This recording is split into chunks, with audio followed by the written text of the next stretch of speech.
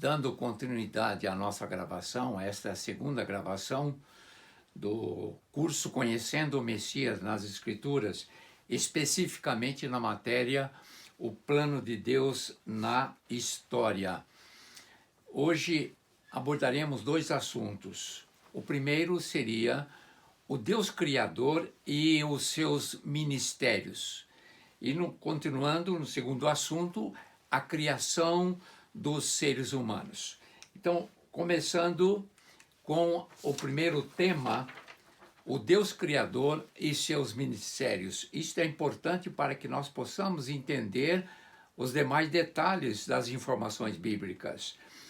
Nós sabemos que a Bíblia, já vimos na aula passada, que a Bíblia ensina a haver um só Deus e que Deus é um só do ponto de vista da sua essência, mas este Deus subsiste e se revela a si mesmo em três pessoas distintas: o Pai, o Messias Filho e o Espírito Santo. São pessoas distintas, coeternas, coiguais em todos os atributos. Isto a Bíblia mostra como sendo a triunidade. Mas também nós observamos outros detalhes.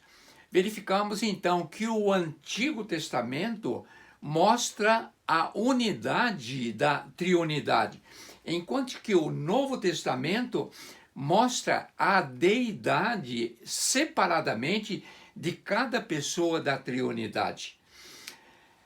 Dando continuidade, nós sabemos que a Bíblia também, como ela sendo a fonte de informações sobre este Deus triuno, ela revela que antes da criação dos céus e da terra, já existiam no universo três ofícios, ou poderíamos chamar três funções, ou mais ainda, três ministérios, que pertencem ao próprio Deus Jeová. E esses ministérios são conhecidos como governo, profecia e sacerdócio. Então, iremos inicialmente começar com o ministério de governo. É lógico que o Deus Criador é a fonte de toda ordem. Isto define a sua autoridade como sendo, poderíamos definir como rei. Consequentemente, o rei, ele não pode reinar sem que existam súditos ou seres aos quais ele possa explicar as suas leis, sobre os quais ele possa estabelecer a sua ordem e, finalmente, e dos quais ele possa exigir a obediência. No ministério de profecia, nós verificamos que o Deus Criador é a fonte da palavra. Poderíamos definir nesse ministério como sendo profeta. O profeta, consequentemente, ele não pode profetizar sem que existam seres dotados da capacidade de receber e entender a palavra da profecia, ou cogitações e pensamentos designados que nós podíamos dizer como a palavra de Deus. E, finalmente, o terceiro ministério, ministério de sacerdócio. O Deus Criador, ele é a própria fonte de adoração. Isto envolve a questão do sacerdote. E o sacerdote, consequentemente, ele não pode exercer as suas funções sacerdotais sem que existam outros seres dotados com as emoções finas, capazes de apreciar a beleza da santidade desse Deus Criador, provocando neles, consequentemente, a reação de adoração. Então, começando com estes ministérios no universo. Vejam, a Bíblia revela que Deus criou os seres angelicais e os constituiu como seus ministros, atribuindo a esses seres angelicais os ofícios de governo, de profecia e de sacerdócio. Quando nós falamos seres angelicais, nós temos que fazer uma abordagem rápida para definir quem são eles. Os anjos são seres espirituais criados pelo Deus triuno. São seres pessoais, quer dizer, quando falamos ser pessoal, estamos falando daquele ser que apresenta as 3 características de personalidade, quer dizer, pensar, querer e sentir. Em outras palavras, mostram razão, volição e emoção. Para esses seres criados desta maneira, eles vivem nas regiões celestes e têm 3 funções básicas. A primeira seria executar a ordem de Deus, que é o ministério de governo. A segunda é admirar a palavra de Deus, que fala de profecia. E a terceira função seria prestar adoração a Deus através deste ministério sacerdócio.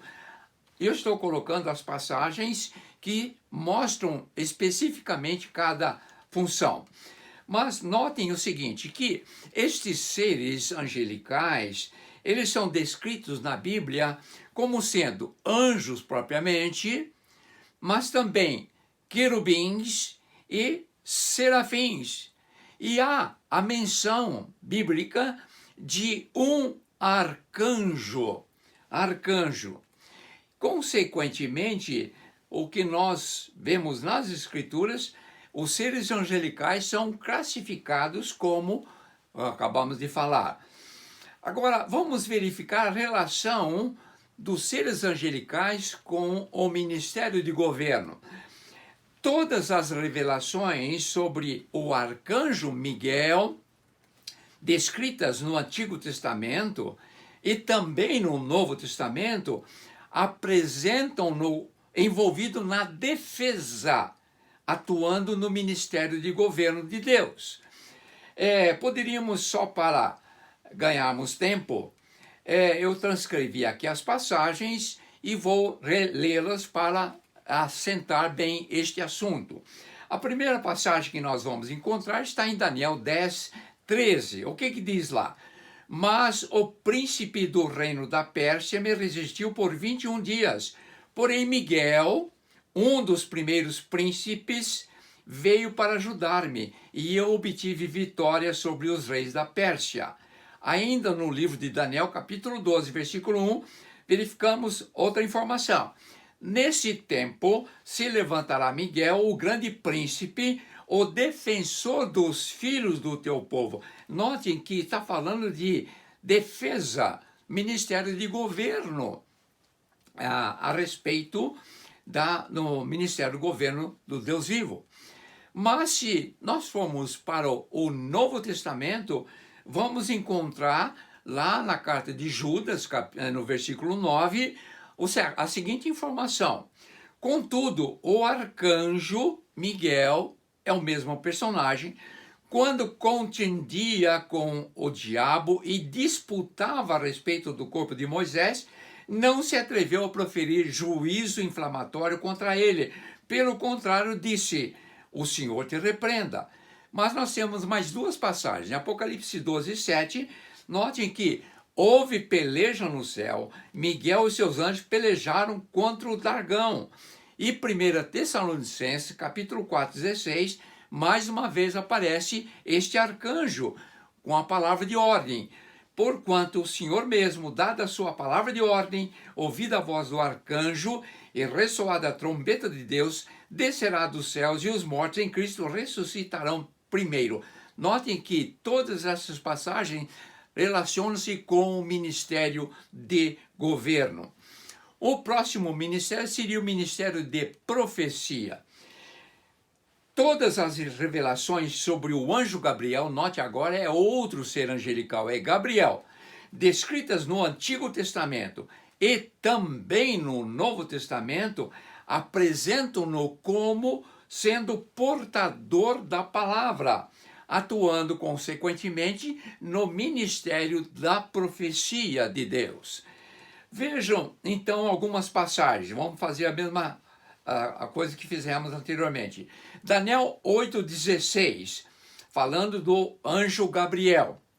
Eu ouvi uma voz de homem de entre as margens do Ulai, a qual gritou e disse: Gabriel, dá a entender a este a visão. E, consequentemente, no capítulo seguinte, falava eu ainda, Daniel orando, né? E orava e confessava o meu pecado e o pecado do povo de Israel. E lançava a minha súplica perante a face do Senhor, meu Deus.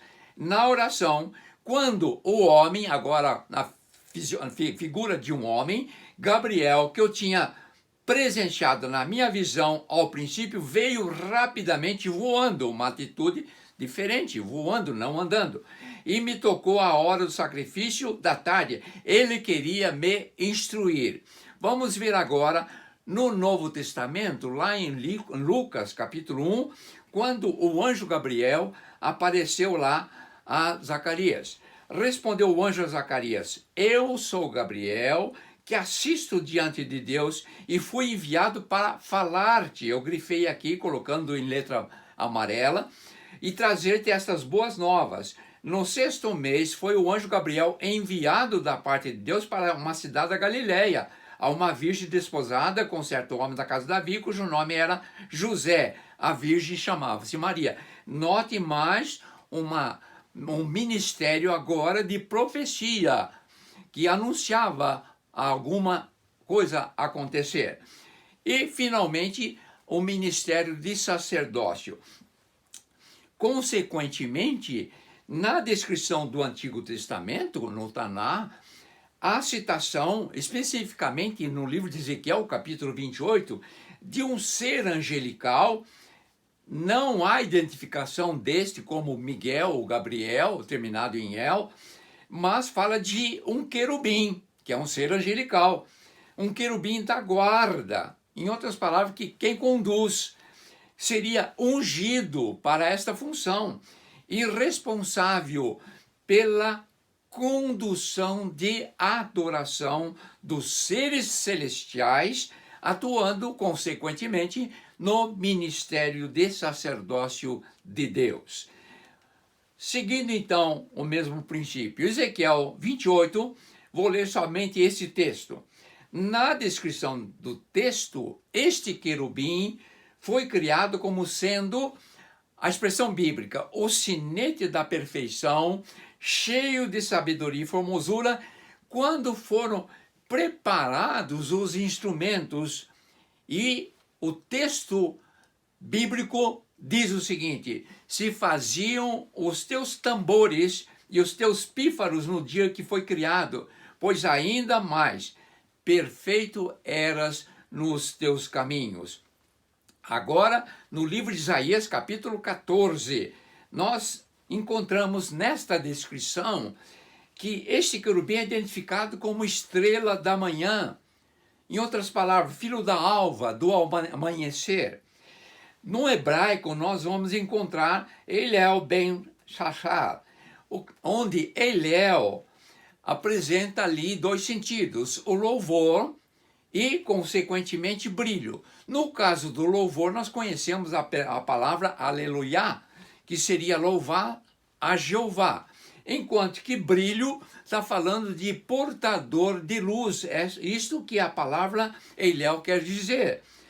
Que corresponde na Septuaginta, na língua grega, a fósforo, no grego, interpretado na Vulgata Latina, que foi a tradução da Bíblia para o latim, como sendo Lúcifer, que seria portador de luz. Agora, vamos verificar algumas outras informações que a Bíblia ainda fornece sobre este querubim chamado Lúcifer. A Bíblia afirma, isto é interessante fazermos uma distinção, a Bíblia faz a seguinte afirmação, que Jesus é a estrela da manhã.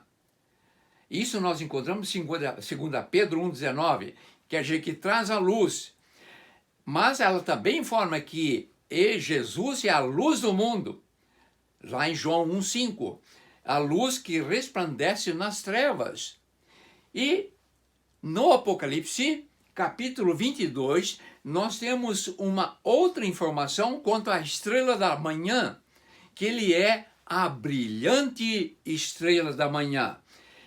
Então notem que sob a direção e a favor de Jesus, este querubim foi identificado como filho da alva, portador de luz, estrela da manhã, tendo sido ungido com o dever de maestro na condução da adoração, consequentemente a adoração de todos os seres angelicais ao Deus Criador. Agora, a Bíblia revela outras informações sobre esse querubim e mostra que ele apresentou um desejo que nós poderíamos chamar como desejo iníquo. Notem lá, insatisfeito com a atividade nesse seu ministério de sacerdotal, ele quis ser semelhante ao Altíssimo. Isso está no versículo 13 do capítulo 14 de Isaías.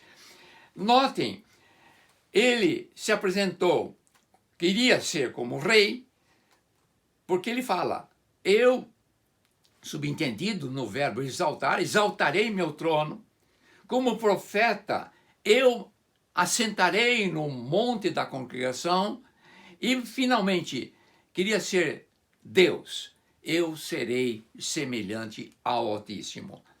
Mas o livro de Isaías, nós encontramos no capítulo 48, 11, duas perguntas que estão diretamente ligadas a esta atitude desse querubim.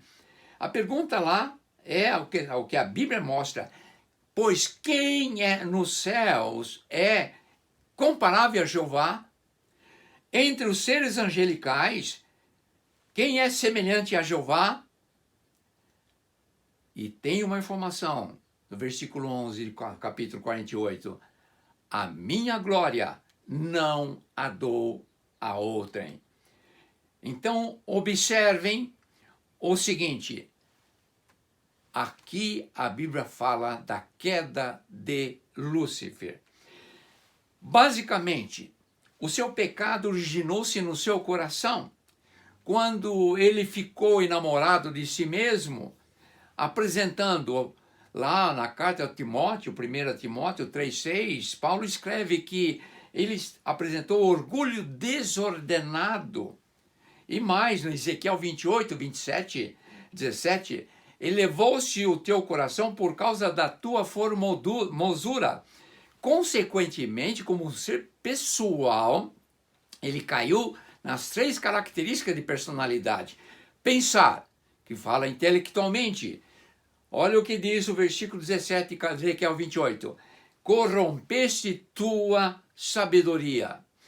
Na questão de sentimento, de sentir ou emoção, encheste o teu interior de violência.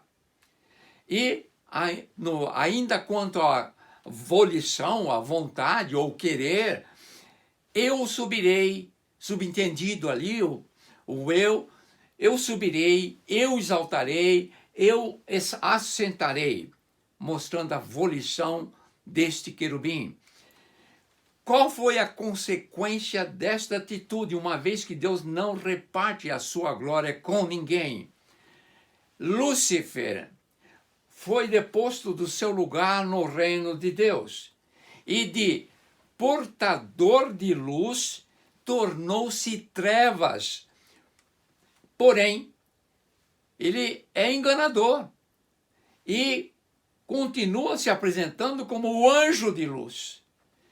Notem que no Taná, Lúcifer é sem brilho, sem o brilho da luz. Ele recebeu 2 nomes, Belial e Satã.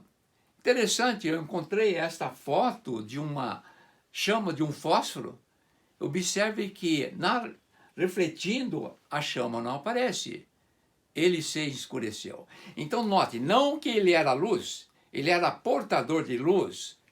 Agora, ele caiu e, consequentemente, a Bíblia mostra que o pecado entrou no universo antes da raça humana ser criada.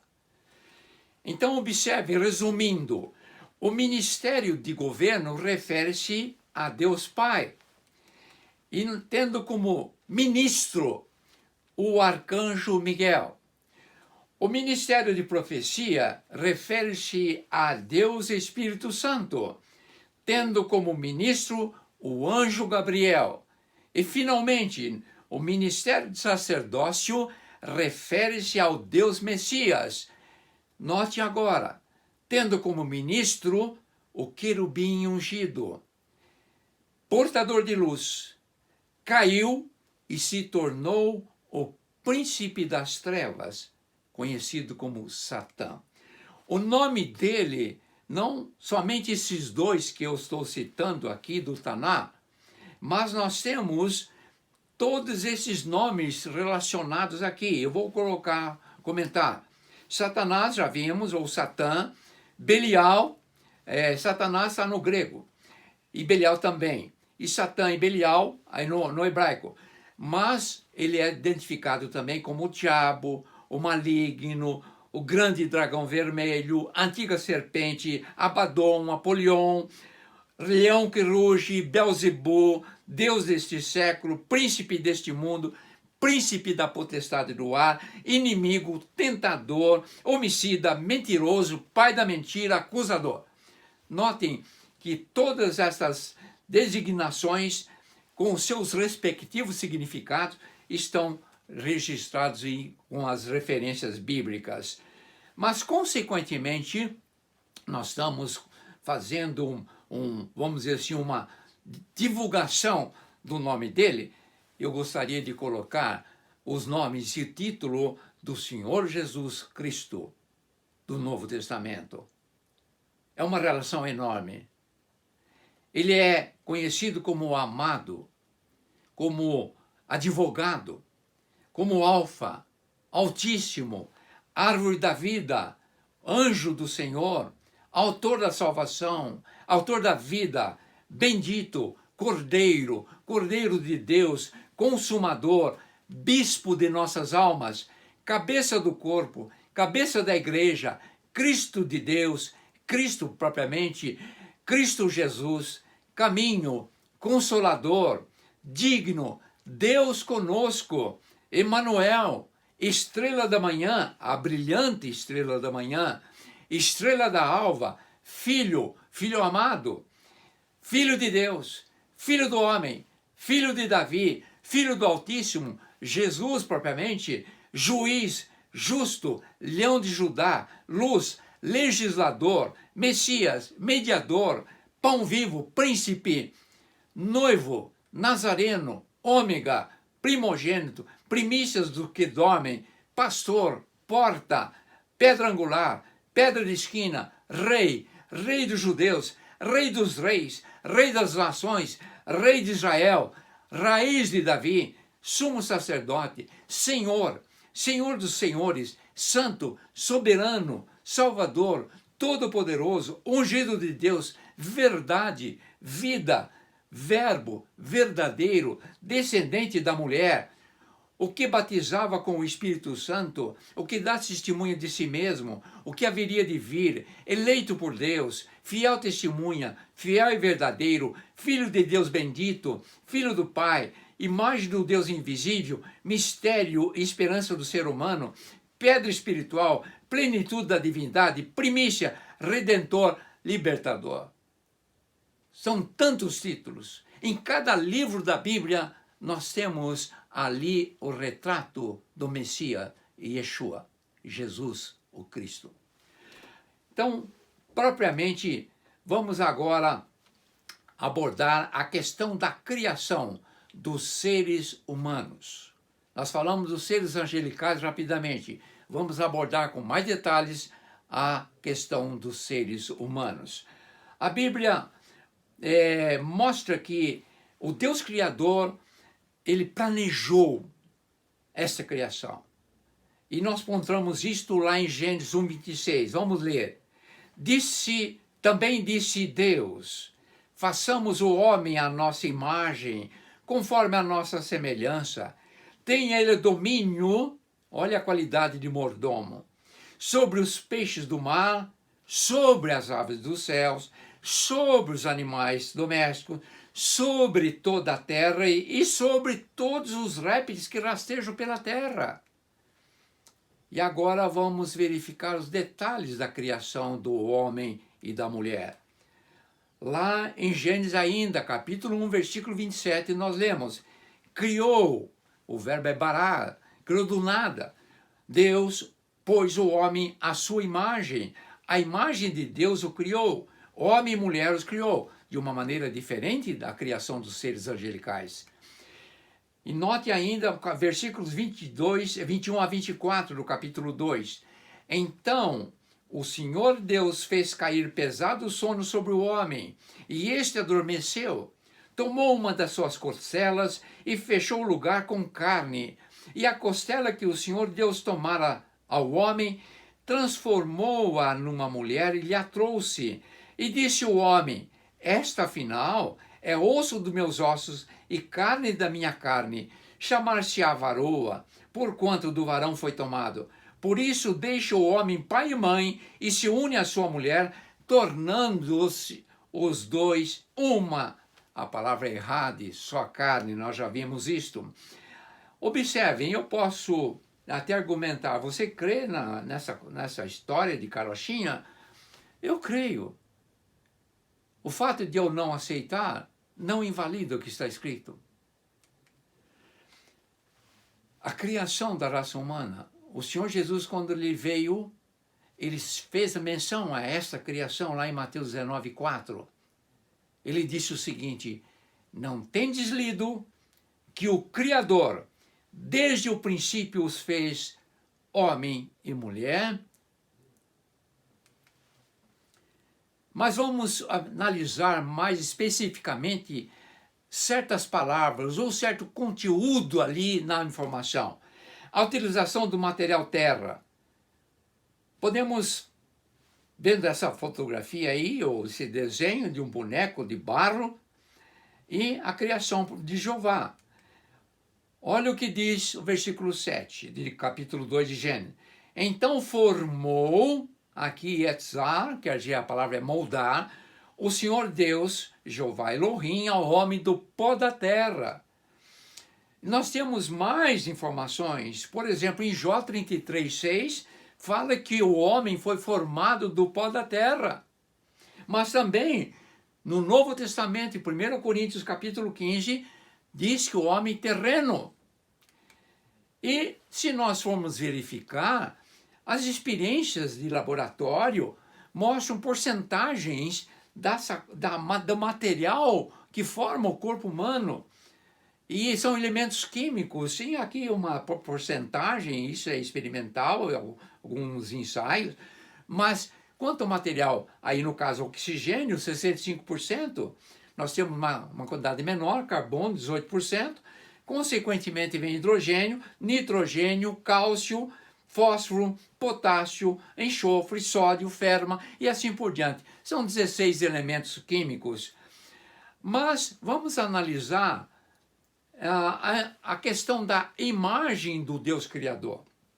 O homem, como mordomo, ele foi criado à imagem do Criador, mas com uma função, para refletir algumas características do próprio Criador.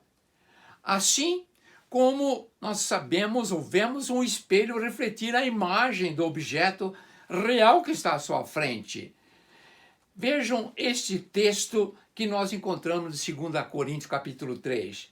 E todos nós, com o rosto desvendado, contemplando como num espelho, a glória do Senhor, somos transformados de glória em glória na sua imagem, como pelo Senhor o Espírito.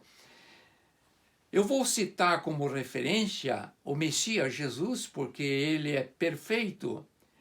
Notem, o Messias Jesus, como ser humano perfeito, cumpriu a tarefa de representar o Criador sendo a sua imagem.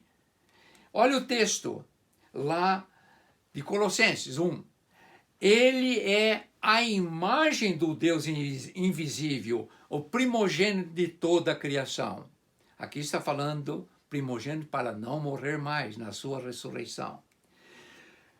Então, vamos verificar também que o ser humano criado à imagem do Criador, o que consiste?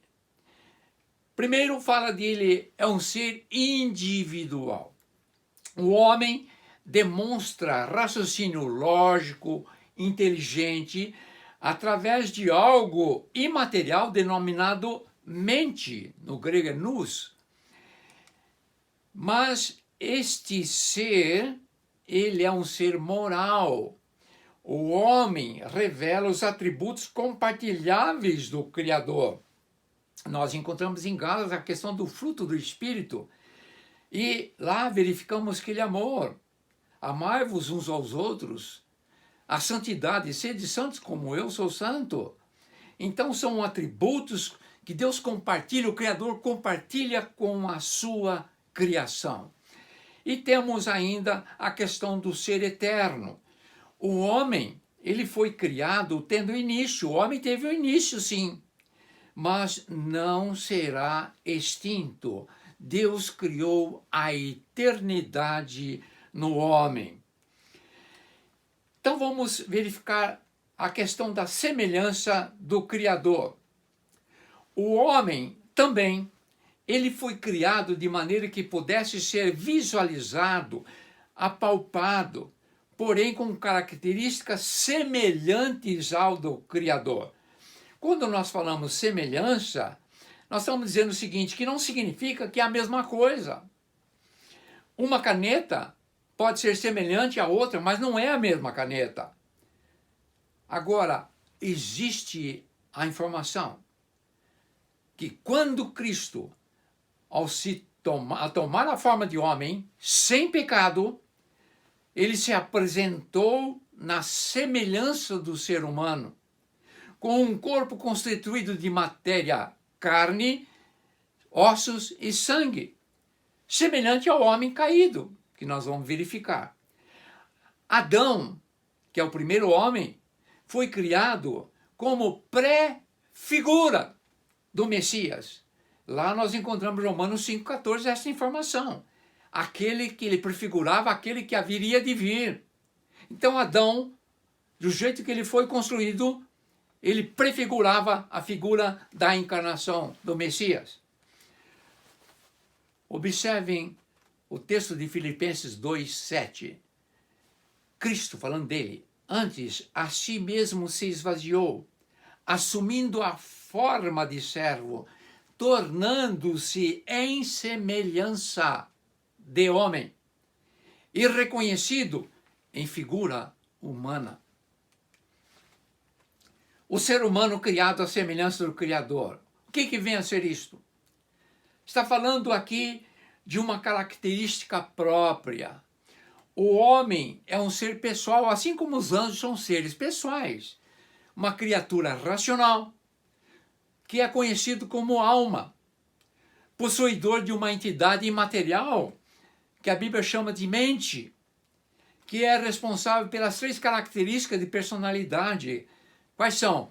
Pensar, fala de razão, querer, fala de volição, e sentir, fala de emoção. São essas 3 características. Se eu não tiver uma delas, uma só, eu posso ser um robô, menos um ser humano. Mas a característica física, o homem possui um corpo formado do pó da terra. Agora observem, com 5 características que o identificam: a visão, a audição, o paladar, o olfato e o tato no corpo todo. E, consequentemente, nós temos a característica divina. Quer dizer, o homem foi dotado de espírito. Mas o que vem a ser isto? Primeiro, reconhecer a palavra de Deus. Isto é a revelação de Deus para a sua criatura.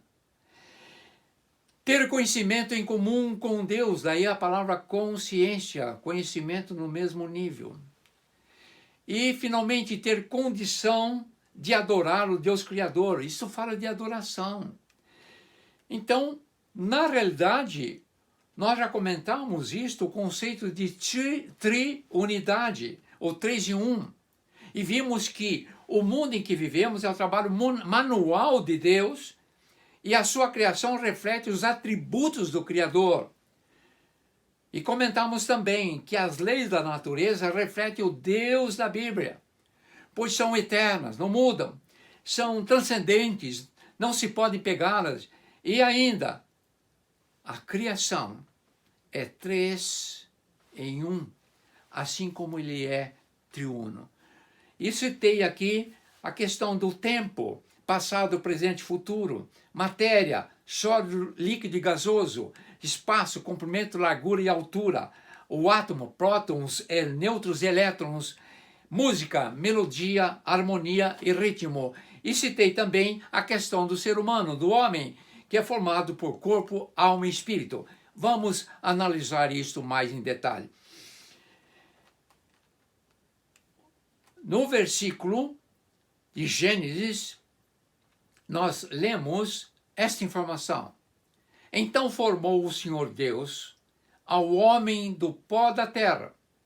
Ele soprou nas narinas o fôlego de vida, e o homem passou a ser alma vivente. Tríplice. Vamos representar da seguinte maneira. Quando fala do corpo, para formar aquele corpo, antes corpo me formasse, lembram-se? Corpo, vamos representar por 3 figuras, circunferências, círculo, concêntricos. Então, primeiro, eu vou representar com o círculo verde, que está se referindo ao corpo. Segundo, o Espírito, o sopro de Deus, que formou o Espírito, nós vamos verificar isso em Provérbios, em Zacarias. O Espírito, vamos representar por círculo vermelho. E, finalmente, alma vivente, vamos representar pelo círculo azul. São 3 círculos concêntricos. Observe, então, o detalhe da nova criação. Nós encontramos na primeira carta, 1 Tessalonicenses, capítulo 5, versículo 23, a informação desse ser tríplice. Olha lá. E o mesmo Deus da paz o santifica em tudo, e o vosso espírito, alma e corpo sejam conservados íntegros e irrepreensíveis na vinda de nosso Senhor Jesus Cristo. Observem, espírito é o círculo vermelho, alma é o círculo azul e corpo é o círculo verde. Não estamos introduzindo o ensino errado no ensino bíblico. O que vem a ser a questão de espírito, alma e corpo? Nós podemos encontrar a palavra alma, no hebraico é nefesh, e no grego é psique, do Novo Testamento. A questão do corpo, no hebraico nós vamos encontrar a palavra bazar, que está falando de carne, mas no grego nós encontramos a palavra soma, e finalmente espírito, o ruach, em hebraico, que corresponde a pneuma, no grego. Então, observem que a vida do ser humano criado. Vamos entender melhor o que vem a ser isto. Alma.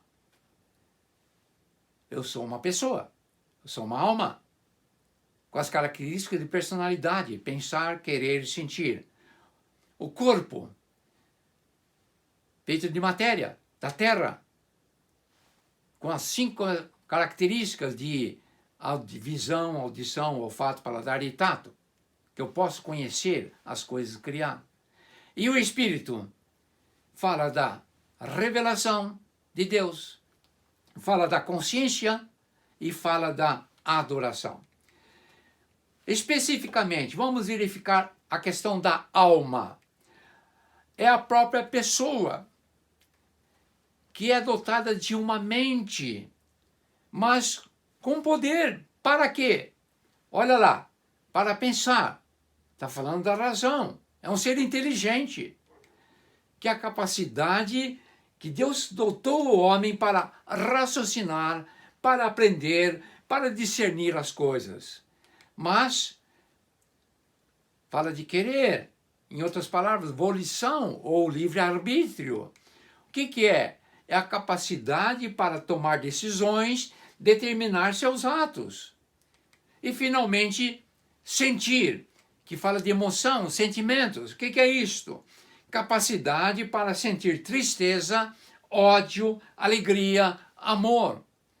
E eu vou fazer o seguinte, eu vou colocar o exemplo referindo ao Senhor Jesus, aqui no caso de quando ele estava no jardim de Getsemane, ele disse o seguinte, que ele estava triste. A minha alma está profundamente triste. Notem, relacionando a alma com o sentimento, que seria emoção, triste, tristeza. Quanto ao corpo, o corpo, na realidade, é a tenda ou o lugar onde a alma, eu, pessoa, habito. As informações obtidas através do senso, aqueles 5 órgãos sensitivos, passam pelo cérebro material. O cérebro é material, é matéria. E, aliás, uma coisa curiosa, que o cérebro não é mencionado uma única vez nas Escrituras, mas a mente sim. Passam pelo cérebro como um computador usado pela mente, para permitir à pessoa, no caso a alma, expressar a capacidade de volição, emoção e razão. Então, esses são os 5 órgãos sensitivos do corpo. E vimos que o corpo humano é construído de carne, ossos e sangue. E, como falei inicialmente, Hebreus 10:5 fala do corpo que Jesus foi formado. A figura, semelhança. Sacrifício e oferta não quiseste, antes corpo me formaste. E a questão do espírito? O espírito é a capacitação para compreender e adorar a Deus. Observe, revelação é a capacidade de receber comunicação direta do Criador, de Deus, para com o seu espírito. A consciência é a capacidade de ter conhecimento em comum com Deus e seus desejos. E, finalmente, a adoração é a capacidade de contemplar as perfeições da pessoa e dos atributos deste Criador e retribuir a Ele o louvor e a glória devidos. Vejamos no exemplo de Jesus, lá na cruz. Ele clamou com grande voz e entregou o Espírito. A informação bíblica não é que ele entregou a alma, ele entregou o Espírito. Então, analisando mais especificamente a questão das atividades do Espírito no homem, note que o Espírito de Deus vai falar com o Espírito formado no homem. Então, vemos vários pontos. Primeiro, o Deus Criador formou o Espírito no homem. Lá em Zacarias 12:1, mostra que o Senhor formou o Espírito do homem dentro nele. E, consequentemente, qual é a função? O Espírito de Deus me fez, e o sopro todo-poderoso me dá vida. Mas tem um outro ponto. É a capacidade de entendimento do Espírito que vem de Deus. Olha o que diz Jó 32. Na verdade, há um Espírito no homem, e o sopro do Todo-Poderoso o faz sábio, faz entendido. Terceiro, as palavras de Deus são entendidas pela ação do Espírito Santo. Olha o que diz Provérbios 1:23. O meu Espírito, derramarei sobre ele o meu Espírito, e vos farei saber as minhas palavras. E mais, as coisas do Espírito de Deus, elas são entendidas espiritualmente, porque elas se discernem espiritualmente. 1 Coríntios 2. Um outro ponto. O Espírito Santo se comunica com o Espírito do homem. Olha o que diz Romanos 8. Pois todos os que são guiados pelo Espírito de Deus são filhos de Deus. O próprio Espírito testifica com o nosso Espírito que somos filhos de Deus. E, finalmente, a adoração perfeita é função do Espírito, mas é calcada na verdade. O que diz João 4? Deus é Espírito, e importa que os seus adoradores o adorem em espírito e em verdade. Por quê? Adoração é a função do Espírito. Notem, se nós pudéssemos resumir esta atividade, podíamos dizer o seguinte: primeiramente, o Deus Criador, ele age no espírito do homem. O Espírito de Deus, o Espírito Santo, revelava ao espírito do homem. Consequentemente, o homem aqui está falando de alma, pessoa, e este, como pessoa, como alma, manifestava as características de personalidade, pensar, querer, sentir, através do corpo. Se nós formos fazer uma analogia entre o homem e uma edificação, nós podemos observar o seguinte: nós temos a parte em azul, aqui está falando-se da estrutura, que seria o lugar de vivência do ser humano, que nós chamamos aqui alma, que é a vida natural do homem. Se nós formos falar do alicerce da edificação, que liga a estrutura à terra, nós vamos verificar que o corpo, ele liga a pessoa ao mundo para o qual ele foi criado. Consequentemente, nós temos o telhado da residência, que recebe toda a energia do solar, assim como o espírito recebe comunicação de Deus, a seta de cima para baixo. Só que, como o homem se comunica com outro ser humano?